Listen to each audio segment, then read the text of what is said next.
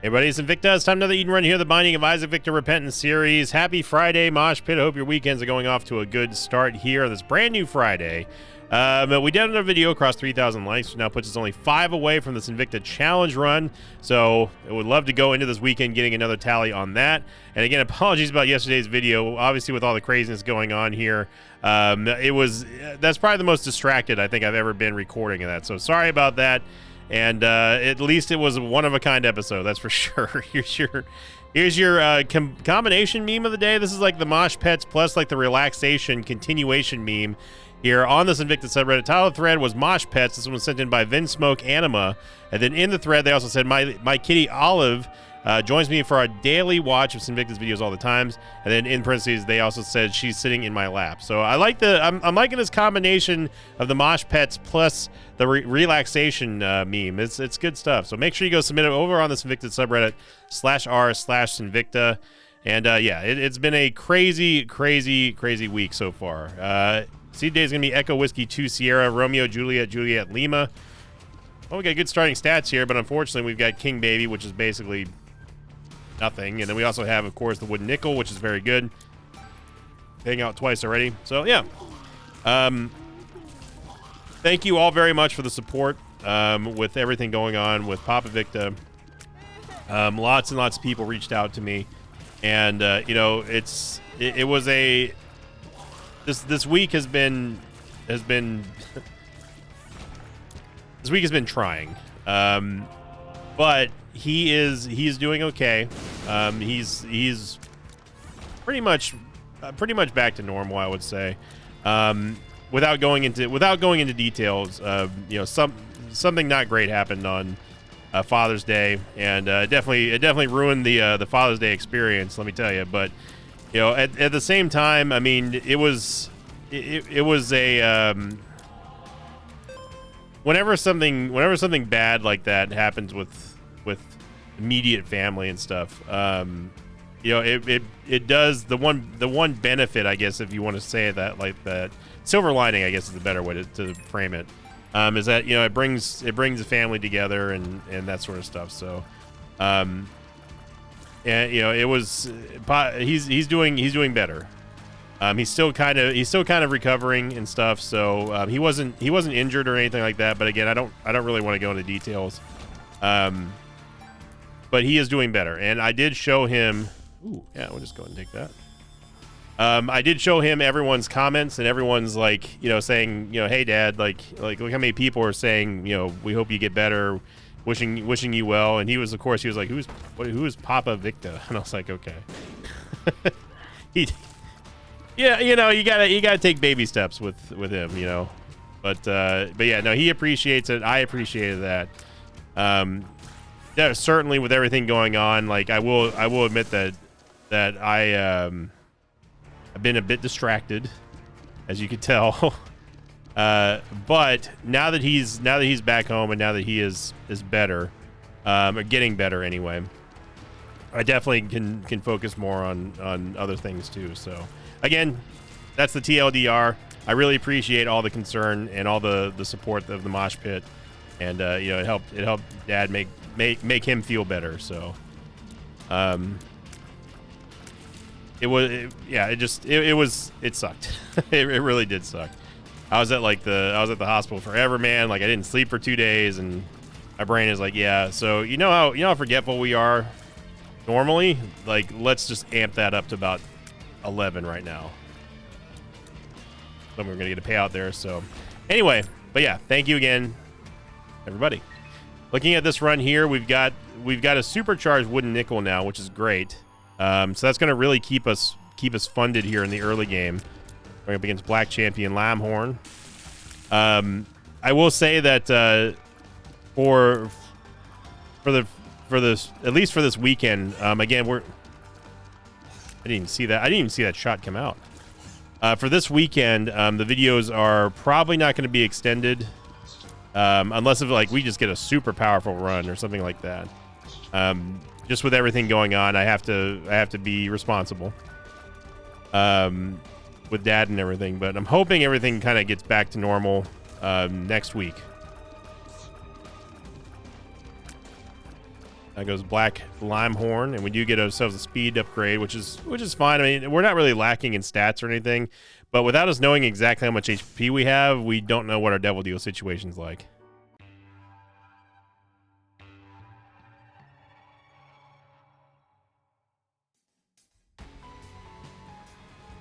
Okay, so yeah, so it's a good thing that we had that half heart drop there, because we would have only been on a half heart of the Black Soul Heart here, and that would have been less than ideal. Speaking of less than ideal, there's a little portal. So going on to last week's question of the episode, this is from the Sangre por Sangre episode, also known as Blood for Blood, which I was disappointed that no one got the Machine Head reference in that. A couple people said they got the thumbnail reference, and I was very confused because we weren't really trying to reference anything. The only sort of prompt that I gave Alex for that thumb was like, hey, I want something like super like bloody and cool and stuff, kind of like along the lines of the Markiplier thumb that we did for Iron Lung back in, I don't remember the name of the episode, but that one. And he was like, C, and I was like, C. But then he literally drew Markiplier off the thumbnail. I was like, what? It's like, who the heck is that? And he was like, C, and I was like, okay, C.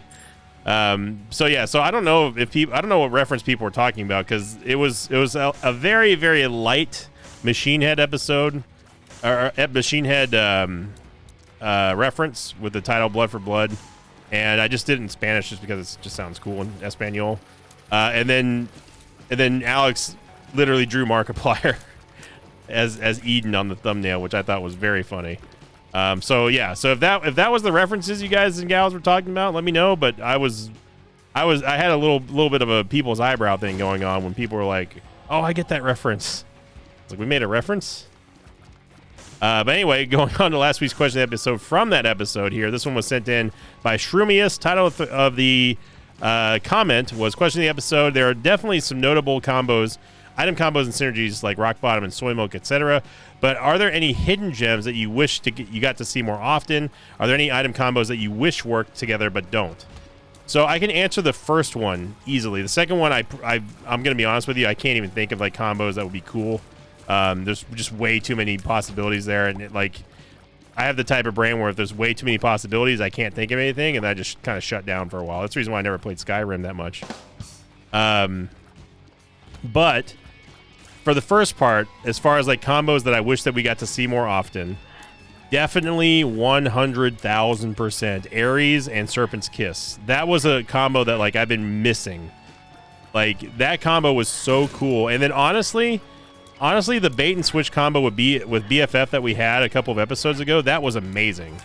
Like, I really, really had fun with that episode. Ooh, a supercharged blue candle is pretty nasty here. If we can get 3 more cents to pay out with the wooden nickel, that would be nice. Although now there's a library, so if we end up getting like a soul heart generator with 9 volt, that could be good as well. Or even Book of Shadows. We gotta go find out here. Just inside this library, it is Book of Shadows, but of course there's enemies in here for some odd reason. But yeah, so those are 2 combos off the top of my head that I'm like, man, I really missed this one. Another one is the Tear Detonator and Tech Zero. That one, along with Haemolacria, of course, is a combo. And I know that these are recent combos, but like, seriously, like, when was the last time we had that, you know? And that kind of stuff, those kind of combos are fun. Another one that was really fun and cool was the one that we had, we've had a couple of times now with the Broken Remote and Bag of Crafting or Magic Fingers or something like that, where we can just use it infinitely and teleport all around. The teleport meta is strong with this one. I think we got to go with Book of Shadows here. As much as I want a supercharged blue candle, I think that us having Book of Shadows would be better here. So I am going to take this I am going to take the Soul Heart. I don't know where the secret room is. Super secret room is probably here, and it is.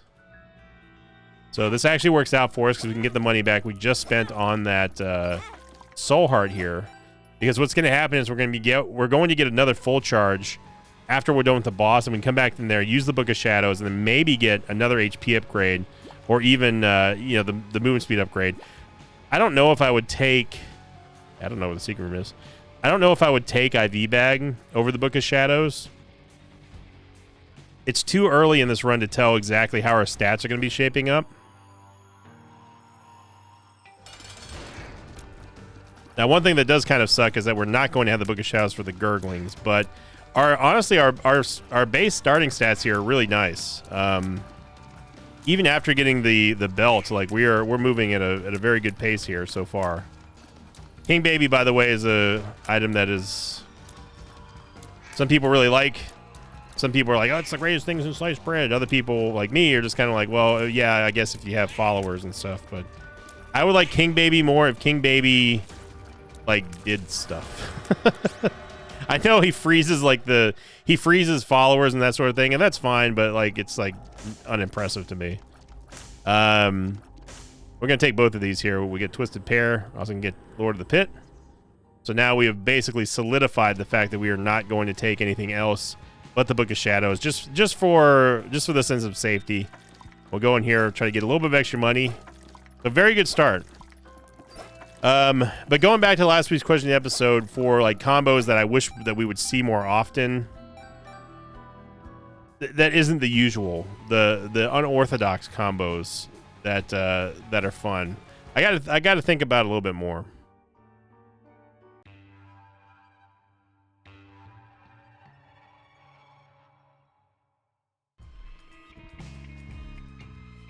Curse the Blind. Wahoo. So car battery coupon is one that's very, very fun and versatile. You can turn it into many. I mean, there's so many options that you can roll with. Scapular plus whatever, like the Sacrum Shuffle, is always good. It's always a fun time. I think that a filigree feather runs that have like the Eucharist, I think are really cool. Because then that way, on top of playing that in the Sacrum and stuff, you also have angel deals that are going to yield other items as well. So, you know, those kind of combos we don't really get to see a whole lot of. Like, we get to see the filigree feather and everything, and that's cool. But usually, on a regular run, we've already taken a devil deal by the time we see the filigree feather. I think that a trinket smelter run would be fun. Like just a run that emphasizes just smelting every trinket that's out there. But obviously there's no real easy way to do that unless if you had a combination of the school bag plus mom's box plus the trinket smelter, which is usually not happening.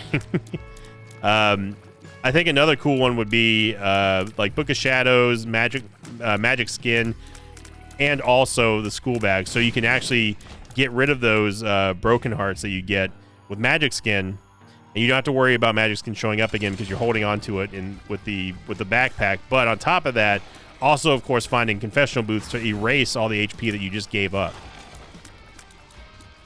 So unfortunately, we're going to get a blank item here with Sea Dizzle, and you know, Little Chad's all right, but it's not really what I want. I would have preferred anything really other than a static drop here. And this is one of those things that I talked to Zombolus about. You know, the idea of static drops, and he disagreed with me, of course, but I think that if there are going to be static drops for bosses, I think that there should be a second item pedestal that shows up. That's just me personally.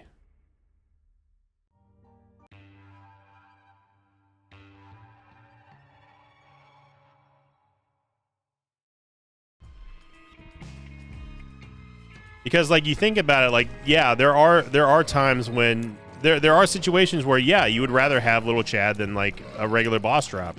For example, if you had Dark Bum plus Little Chad is a fantastic classic combo. I mean, they're the tag team champs. But most of the time, you're not really hinging on like, man, I really hope that we get Little Chad here, you know. And of course, that's no disrespect to Little Chad. It's just like in runs where you kind of need to have a boss drop, and it's just one extra boss that you're just not going to get any stats from. That's really the only thing that's leveraged against Little Chad. But if you have a Red Heart build, I mean, there are times when, yeah, you want to keep it going. Of course, if you had something like Candy Heart, Little Chad is like S tier, unlike these item rooms we've been getting.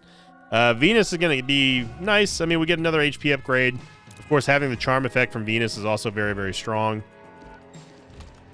But I've been talking about it on stream, and you know, I even made a point to like to the chat. I was like, man, I don't know what it is this month. This hell month of June continues to go on. Like, take the item rooms, for example. I mean, the item rooms have been seemingly abnormally terrible. Like, we get, like, Sinvicta luck, and then there's this month. And people were like, you know, yeah, some of it's recency bias, and I get that, but other times it's like, it just seems weird that all the item rooms, all the shops, even some of the devil deals have just been really, really off. And we're not talking about, like, one-off shops here and there, or one-off devil deals that are just really bad. It's just like, in terms of episodes, like it's like an episode-wide problem on a lot of these runs this month, and it's weird, man. 85% deal with the devil chance now, thanks to that judgment.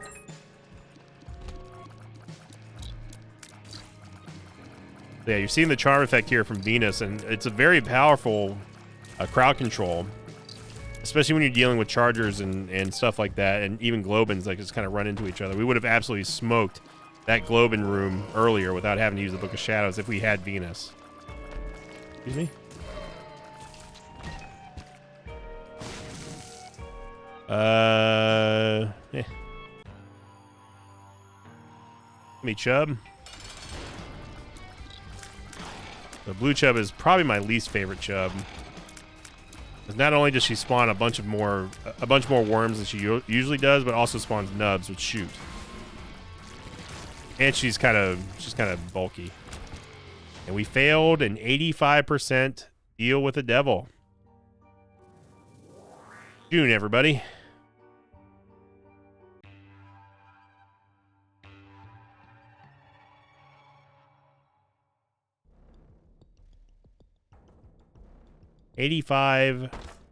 %. And I mean, like, yeah, that's what do you even say? What can you say? So I remember when I was like, hey, we got a good start here. Yeah, we 4.73 damage ain't gonna cut it anymore, Chief. We need to get some quality upgrades here. And yeah, we just got done getting meat, but like, meat's one of the weakest damage upgrades you can get associated with a boss drop anyway. Although it is nice that we get a second Red Heart container upgrade, or HP upgrade, for those of you with layman terms. Farming Chub here actually helps out a bit because the chargers are going to run into her and deal a decent amount of damage. And I am happy that we have flying. Lord of the Pit's going to be very, very helpful here. You see your Chub very rarely, unless if she's charging, will very rarely ever go across the spike line here. So the knockback, if you're wondering how come the physics are so wonky right now, it's because of the blister, that trinket that we have. It gives a very, very strong knockback. And this, you can just see right there, clown physics takes over, and then hold on to your butts, because who knows what's going to happen. We get a Hangman card and a Judgment card. Too bad that didn't be a... I would have preferred to have that be a Demon Judgment, but what can you do? But yeah, yesterday was distracted Victa. That's probably like the most scuffed. That's like the most scuffed video I think I've done in many years. Like, I would just, after that episode was recorded, I was like, man, if there was ever an episode where I was like, hey, like, I should probably just not upload this one and just tell people, like, look, this was like super, super bad. It would have been that one, just because of everything from the Polaroid incident to accidentally picking Isaac, and then, or not accidentally picking Isaac, but accidentally doing a regular Isaac run when I really meant to do an Isaac Greed run. Everything top to bottom about that episode was just so hilariously bad. And I felt really bad too, because that was the episode where we had the meme of the day was a picture of a newlywed couple from the mosh pit who were celebrating their honeymoon, you know, and it was a relaxation pic, and it was really, really wholesome and really cool. And I felt I felt super bad about that, because I mean, obviously, like, no one knows what type of episode we're going to have, including myself. But I was just like, man, at the very least, that episode's memorable for just how absolutely scuffed it is. We're gonna get another blank item here in the item room. God, the item rooms have been just something else, man.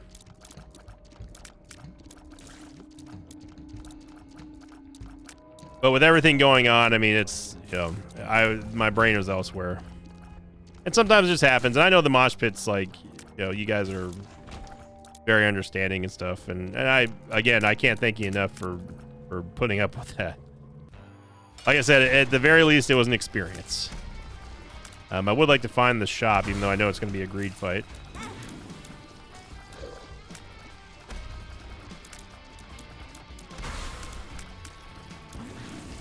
Usher 2 is kind of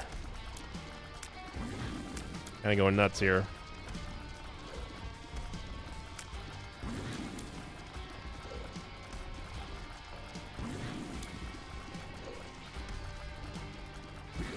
Yeah, see that this is where the clown physics need to not kick in, because Monstro sliding around like that before he ends up firing the brimstone shot is problematic.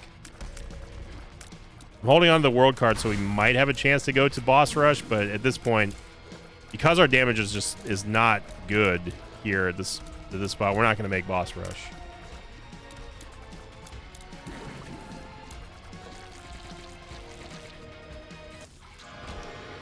You get a damage upgrade and shot speed upgrade, which kind of worries me a little bit. And we could take duality and Dark Prince's Crown. That would activate Dark Prince's Crown, but this is one of those times where it's just like, I don't think that it's worth, like, I know I'm not going to take duality, right? Like, I'm only going to go for devil deals here, okay? And then it's like, well, you could still get a technically like a damage up and stuff from Dark Prince's Crown, you know? And it's like, yeah, that's true, but you got to think about how easy it is for you not to get any benefit from that. It takes you taking a devil deal, for example, or taking, you know, or getting like an Eternal Heart and something like that. Synergy is gone. So while yes, we are in a we need stat situation, and yes, Dark Prince's Crown would get us to that point, it's going to cost us 2 HP containers to get there for a very temporary damage buff. And I would rather spend 2 full hearts on a devil deal item that's going to give me a permanent damage buff than try to shoehorn something like Dark Prince's Crown, but also duality, which is something I'm not even going to use anyway. So just give me the HP instead.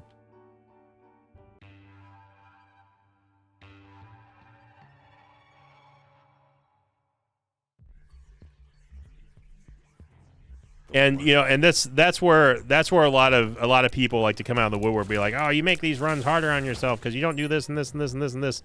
First off, yes, it is very easy to look like a expert when you already know what's going to happen in the episode. I wish I had that kind of foresight, but unfortunately, I don't. Secondly, I try to explain my reasoning behind stuff like that, and again, yes, we would get a very temporary damage upgrade had I taken Dark Prince's Crown. But to me, I would much rather, I feel safer and I feel better having those two red hearts that we can then turn into a better devil deal that can give me a permanent upgrade than trying to make that work. And another thing that you have to consider here is that that's 2 extra hits late game. I like Dark Prince's Crown. It's very good. It breaks the tears cap. It gives you a very good amount of damage.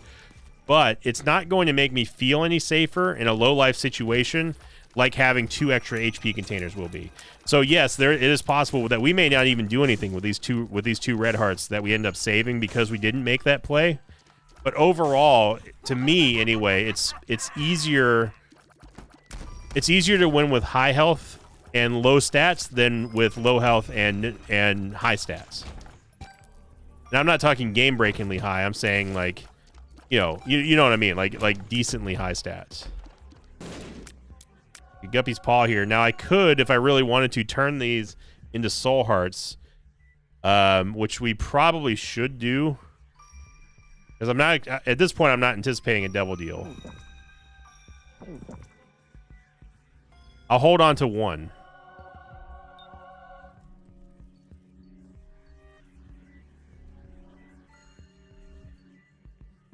So the Book of Shadows is going to allow us to get out of those extra curse rooms for free, thanks to us using the Book of Shadows in a combination with us having Lord of the Pit.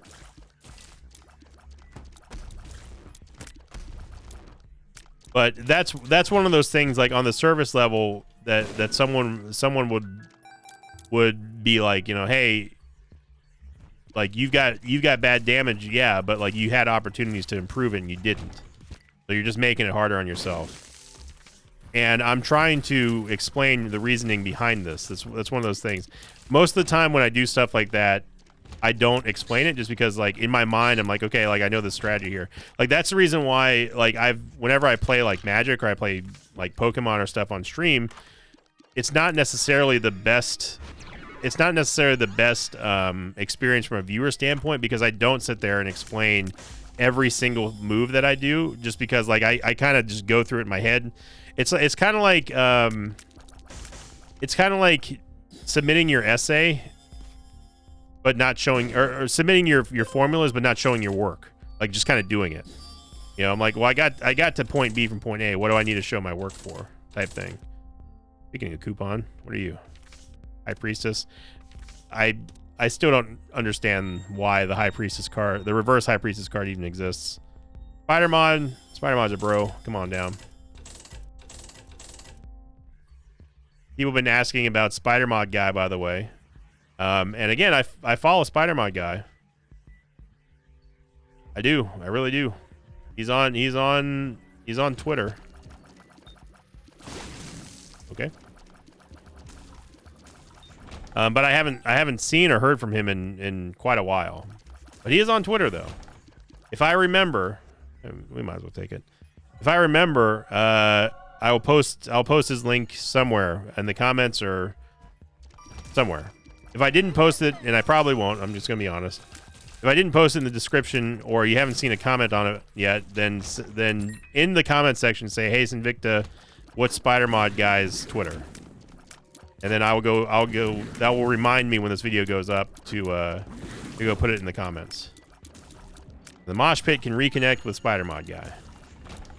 And for those of you who don't know the deep lore of Spider-Mod guy, then just know that he was and still is a very valued member of the Mosh Pit community. He was always positive. He always was posting awesome things in the comments for many, we're talking years here. A very dedicated member of the Mosh Pit, and you know, and he gained a following from people just enjoying his positive comments. And everyone, and I spoke about Spider-Mod guy for a long time, and he really was sort of he was the trendsetter for, like, you know, the day one of saying hi to Sinvicta, or day one of telling everyone that they're loved, or day one, you know, et cetera, et cetera. Spider-Mod guy was pretty much the guy who, in my mind at least, got the most recognition for that, because that was, his comments were the first that I really truly gave some kind of shout out to. And then that kicked off everyone else in the comments starting to do their own thing too, and keeping those awesome comment streaks and stuff. Gonna lose the Boneheart here, but we got some good value out of it. And we get Act of Contrition, which is going to be a Tears upgrade, which I'm fine with. It also reverses the Devil Deal precedent, which is a little bit of a negative, but that's okay. And of course we get coins, which I didn't really want. Won some soul hearts here, but what can you do? Now we can go back and we can go use Guppy's Paw again if we really wanted to get some more soul hearts out of this, which I might actually do, because we're about to get another HP container with this Eternal Heart. And again, I'm not anticipating us getting a Devil Deal here, so this is no sweat off my back. And we got enough money to at least go make a couple deposits inside of the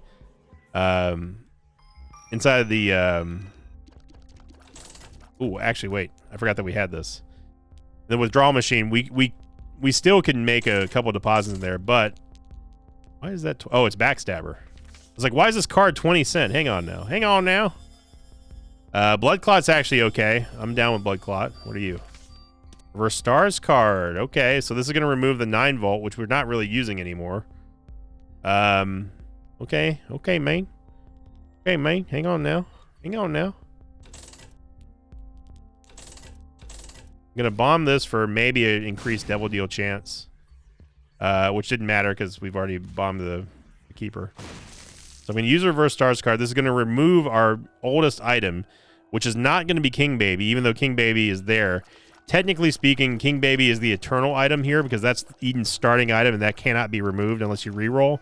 So this is going to remove the 9 volt and give us 2 items of the secret room item pool.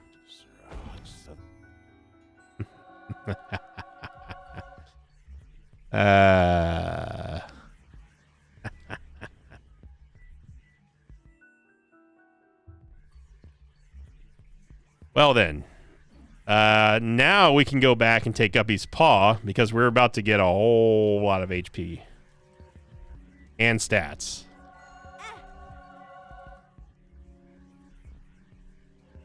We get Binge Eater.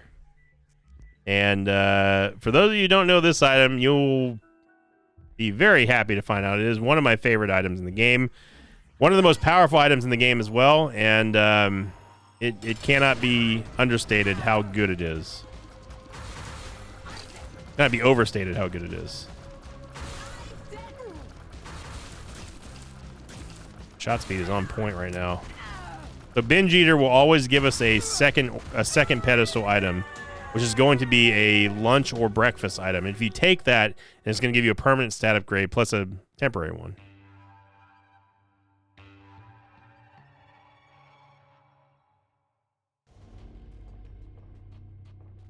But the biggest thing about Binge Eater is that it almost makes Isaac immortal, because you get massive amounts of health whenever you take a Binge Eater item pedestal.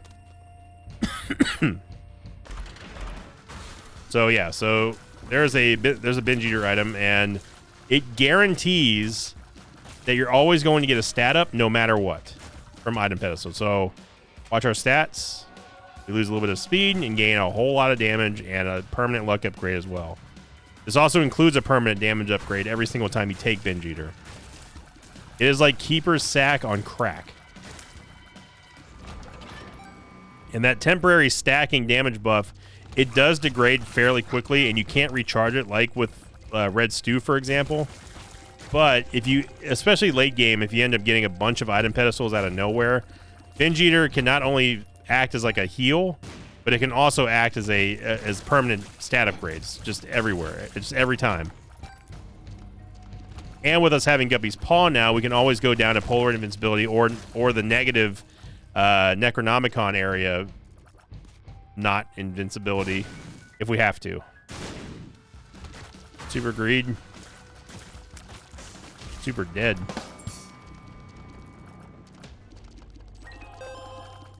Yeah, you know, we can play this Demon Judgment. I ain't scared.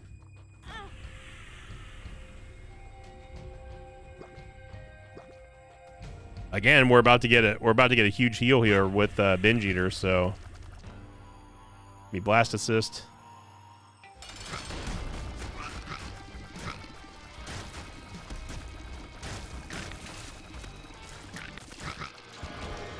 So watch our health here. Bam. And yes, Devil Deal, it's all item pedestals turned into Binge Eater pedestals, which is fantastic. But obviously, I'm going to take the Pact here. And then we can take Binge Eater for Necronomicon, because we've already got Bookworm. That's going to give us a damage buff. And then we also take Spirit of the Night here, which may seem a little peculiar because we already have Flight, but remember, I want the Spectral Tears as well.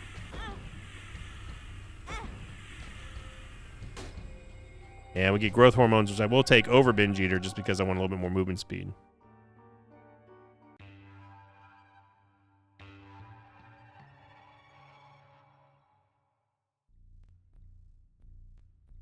And that is really the only downside of Binge Eater, is the fact that you do get a permanent speed down anytime you take a Binge Eater pedestal, but if you have a high enough movement speed at the base level, it's not going to matter. And even then, like, it's still, like, that's, like, the least worrying negative that exists in this game, I think. Is that, yeah, you get a movement speed down, but it's freaking Binge Eater, though. Like, you're going...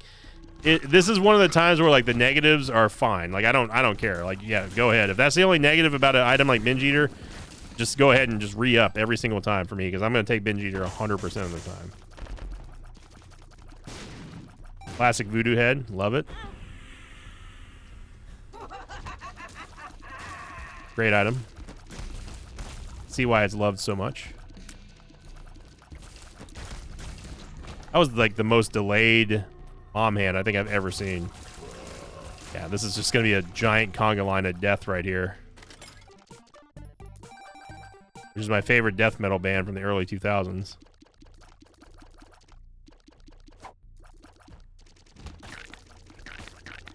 I never, like death metal has never really made sense to me. It's like, it's all metal. I think that the one genre that we have been, that the Word of Lauder has been categorized as, has been metalcore or something like that. I was like, okay, what is metalcore? Metalcore is like, it's like, I guess the prime example of that would be Parkway Drive or August Burns Red. See, now this is the bait. This is where all the music nerds are like, hang on a second, buddy, that's not metalcore. That's like, that's the barn door metal I was telling you about a few months ago.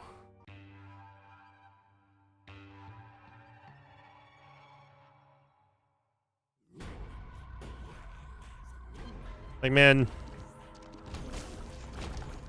shut up.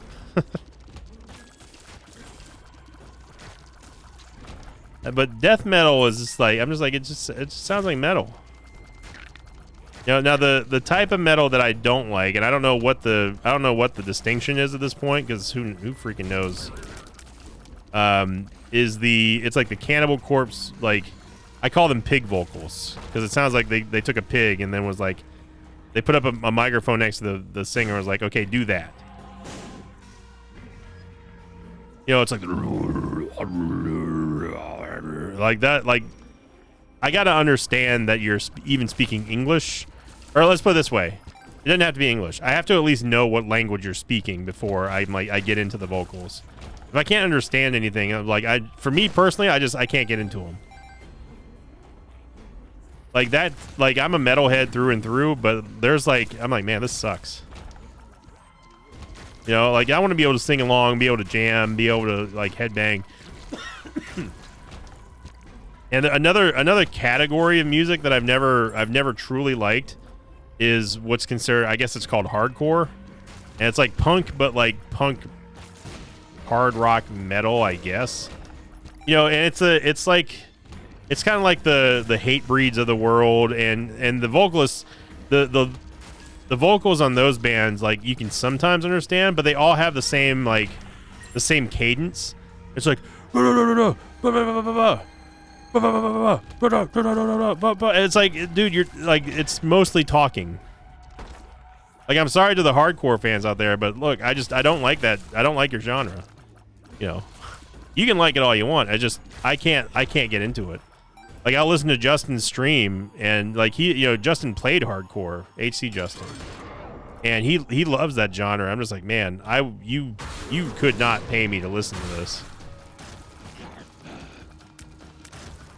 And before you say, oh, you just haven't heard the right hardcore bands, man, it's like, dude, to me they all follow the same guidelines of delivery on vocals.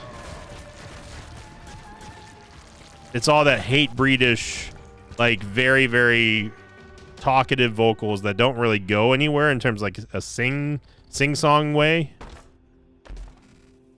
I'm just like, yeah, I mean, I guess I sort of get the appeal, I guess, but I don't. So here we're just turning, we're basically just turning Soul Hearts into HP upgrades, but ooh. We don't really need Maw of the Void at this point, to be honest. I think what I would rather do is take Binge Eater. And take Binge Eater. And take Binge Eater. Take Binge Eater. And take Binge Eater. Because we're absolutely going to destroy Lamb at this point with Binge Eater plus Backstabber.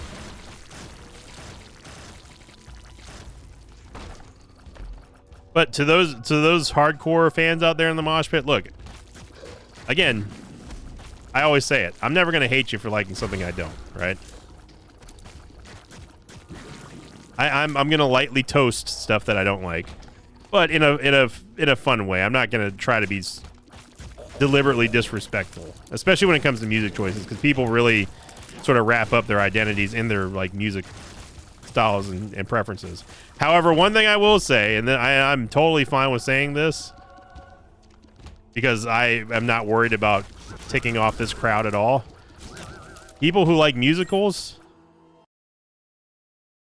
what's your life like? Like, what do you do? Because for me personally, I've never been able to be like, man, I can't wait for this new musical. There is not a single musical that I've seen in my life that I'm like, man, that was a good movie.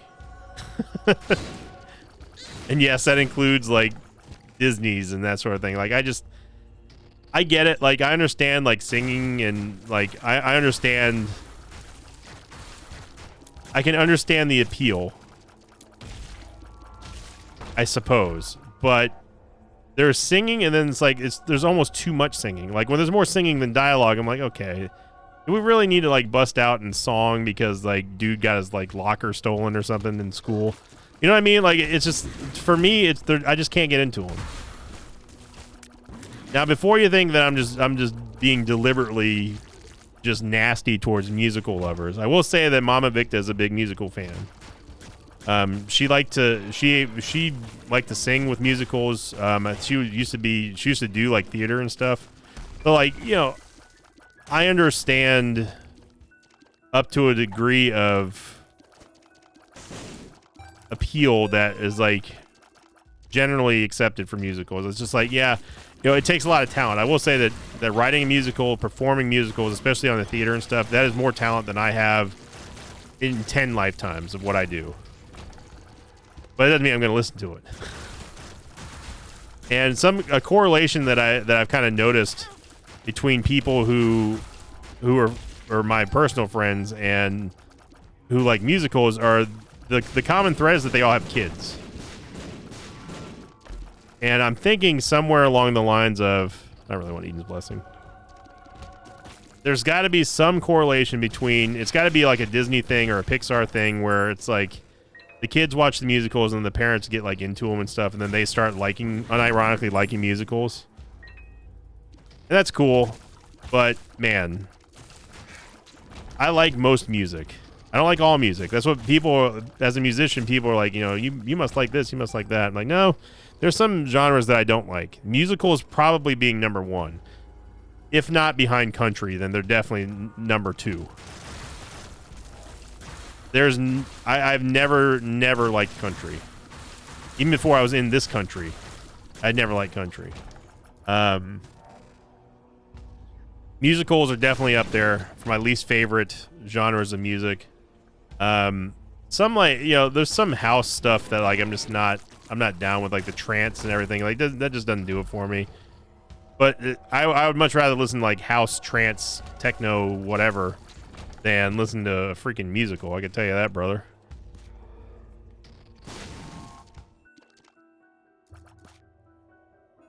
But again, if it's your favorite genre, hey, look, I'm happy for you. So just know, if you invite me to go watch a musical, I'm going to say no. They're just, to me, they're boring. They're boring and they're funny, but not in like a, oh, this is comedy, like, oh, look at this is Damn Yankees or this is Cats or whatever sort of way. It's like, no, it's funny because like they're singing about everything. I just went to the bathroom today.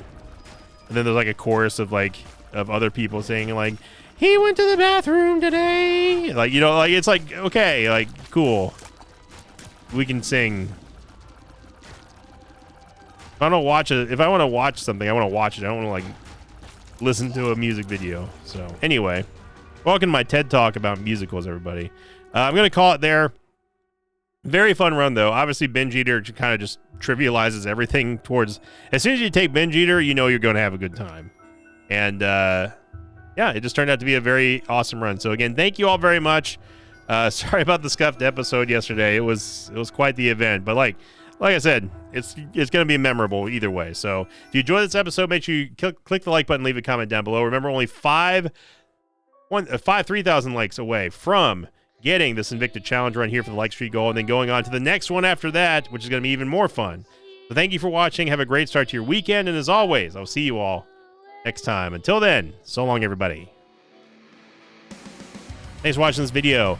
Like, thanks to patrons of mine like Bradley Schoenheid, Janice, and Marcelo Flores. If you'd like to have your name read at the end of an Isaac episode, check out my Patreon campaign, which you can find over at patreon.com/Invicta.